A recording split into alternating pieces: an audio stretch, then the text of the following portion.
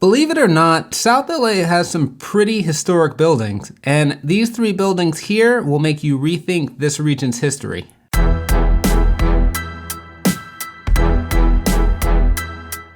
Hey guys, and welcome back to another episode of the South LA Recap. Don't forget to like and subscribe to learn more about South LA on the regular.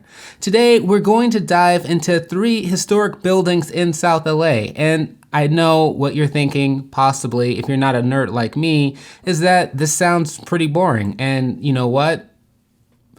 It's not. Because you clicked on this video, but also because these three buildings have had a pretty significant impact on South LA as we know it. We'll be looking at a library, a train station, and a church. So let's dive into this history and see if it's actually worth your time.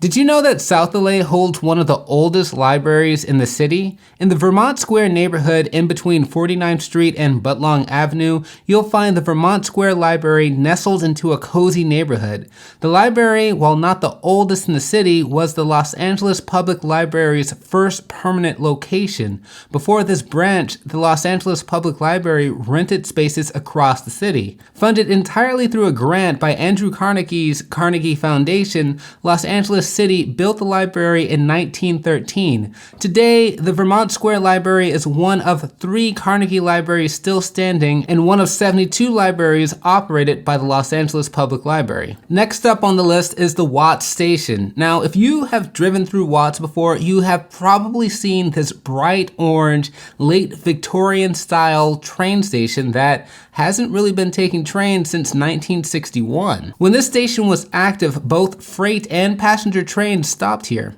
If you think this building looks simple, you're right, because it's pretty old. The former train station was built in 1904 by the Pacific Electric Railway Company to connect the rail through Los Angeles to Long Beach. The Watts family, a family of developers who subdivided the Watts neighborhood, donated a subdivision of land to the Pacific Electric Railway, which became the Watts Station. And yes, if you're wondering, the Watts family is the namesake for the neighborhood Watts. The Watts Station is a critical part to South LA history. For many black residents who migrated from the South, the Watts Station was their first contact point with Los Angeles.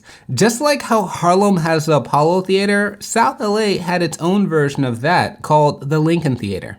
The Lincoln Theater opened on the corner of 23rd Street and Central Avenue in 1927. Showing a mix of motion pictures and live performances, the Lincoln Theater could sit 2,100 people.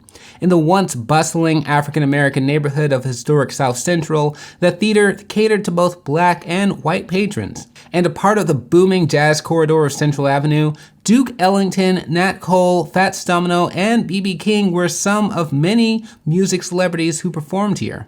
By 1961, the theater ceased showing any kind of films and was then converted into a church, and in the 70s, it was converted again into a black mosque. Now, today, if you go by this site on 23rd and Central, you'll find the Lincoln Theater now home to a Latino church. And that, folks, wraps up this episode of the South LA Recap. As always, I hope that you learned something new today about South LA. So if you have anything to add or anything that you'd like to know, leave it down in the comments below. And I'll catch you guys around on the recap.